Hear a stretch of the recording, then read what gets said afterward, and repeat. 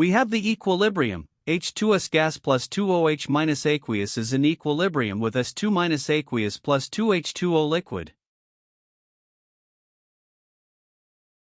We want to know which added substances will increase H2S. This means shifting equilibrium to the left. Nitric acid is a strong acid and neutralizes OH-. H++ OH- gives H2O. Removing OH- drives the equilibrium left. This produces more H2S. 2. Lithium sulfide provides S2-. Adding product shifts equilibrium left. This consumes S2- and forms more H2S.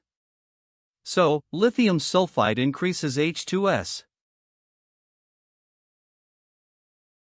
3. Solid potassium hydroxide adds more OH-.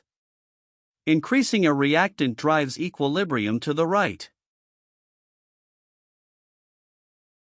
This consumes H2S and forms more S2-. So, H2S decreases. Only 1 and 2 increase H2S. That corresponds to option 1 and 2 only.